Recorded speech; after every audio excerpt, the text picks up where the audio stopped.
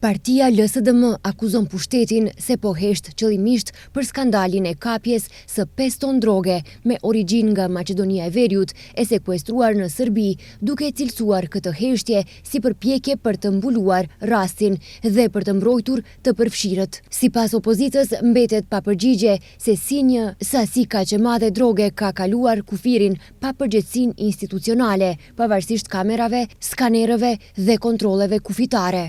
LSDM thekson se një krim i tillë është i pamundur pa mbështetje, mbrojtje dhe logjistik nga struktura brenda pushtetit, doganave dhe Ministrisë së Punëve të Brendshme.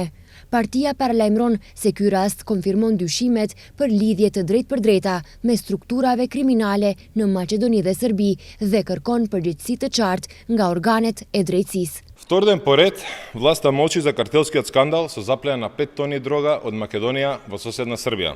Sot është dita e dytë radhazi që pushteti nuk jep asnjë përgjigje për skandalin kartelist me 5 ton drog. Ky molk është konfirm se po tentohet të zvaritet e të mbulohen fajtorët, si kanë kaluar 5 ton drog përmes kufirit Maqedonas dhe askush të mos mbaj përgjegjësi, a nuk ekzistojnë kamerat Safe City, skanerat dhe kontrollet kufitare, a është e mundur që askush të mos ketë para për dëgjuar asgjë, ndërsa droga është transportuar kaq lehtë.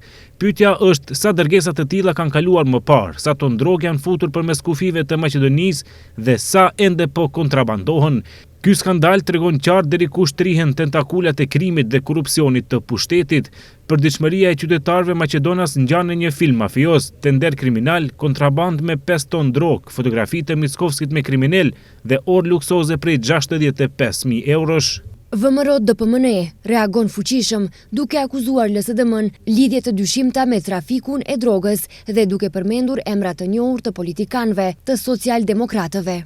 LSDM pyet se si ka kaluar droga? Për përgjigjet e këtyre pyetjeve le t'i drejtohen tek pronari i njohur i fabrikës së marijuanës Zoran Zef, pavarësisht nëse ndodhet në Strumica apo duke shpenzuar para në të sigurtin Dubai. Lidhjen direkte me të e ka Venko Filipçe, thon nga VMRO-DPMNE.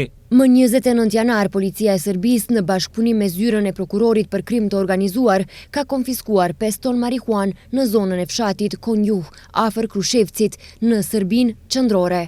Sipas autoriteteve serbe, grupi ka vepruar në nivel ndërkombëtar dhe ka përvetësuar 5 ton të marihuanës në territorin e Maqedonisë së Veriut përgjatë muajit janar.